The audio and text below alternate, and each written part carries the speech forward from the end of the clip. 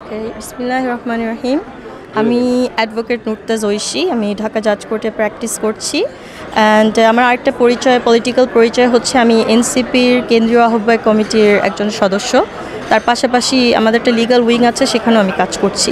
আর পারিবারিকভাবে yes I am married. আর পারিবারিকভাবে হচ্ছে আমার শহীদ মুক্তিযোদ্ধা পরিবারে আমি বিলং করি।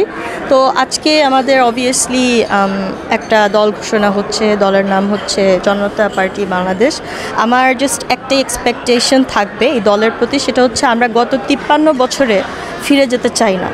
আমরা মানে যেটাই হোক, আমাদের কিছু কমন গোলস আছে, যেমন আমরা সকলেই জুলাই যে রেভলিউশনটা, সেটা আমরা অবভিয়াসলি এই স্পিরিটটা নিয়ে যদি আমরা কাজ করি, আমার মনে হয় যে আমরা যেই দলই হই না কেন, কমন একটা স্পিরিট আমাদের ভিতর যদি কাজ করে, সেটা হতে পারে ডিফারেন্ট স্ট্র্যাটেজি। আমরা হয়তো বা এনসিপি সেটা ধারণ করছি, একভাবে আগাচ্ছি, ওনারা হয়তো বা এই সেম স্পিরিটটা ওনারা হোল্ড করে, যদি ওনাদের ডিফারেন্ট স্ট্র্যাটেজি হতে পারে।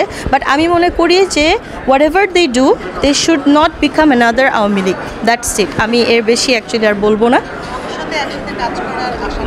Yes, as long as we share the same ideology, why not? আমরা একসাথে কাঁধে কাঁধ রেখে আমরা কাজ করব।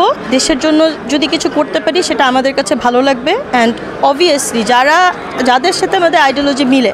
এবং আমি আরেকটা জিনিস বলবো, সেটা হচ্ছে হ্যাঁ, আমাদেরও একটা নতুন দল, আমরাও মানে 1 মাস হয়ে গেল আমাদের দলের।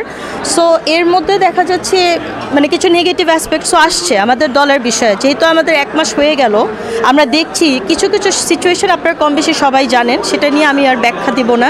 তবে অ্যাকাউন্টেবিলিটিটা একটা ইম্পর্টেন্ট জিনিস, সেটা দলীয়ভাবে দলের ভিতরেও থাকতে হবে এবং জনতার থেকে তো অবভিয়াসলি আছে।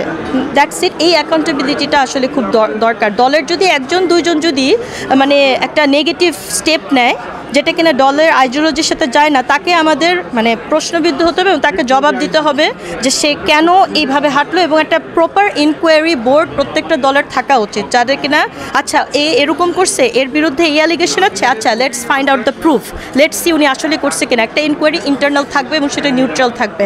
আমি এক্সপেক্ট করব, এটা আমরা করছি অলরেডি, এটা করতে পারলে ইনশাআল্লাহ ভালো কিছু করা যাবে। ধন্যবাদ।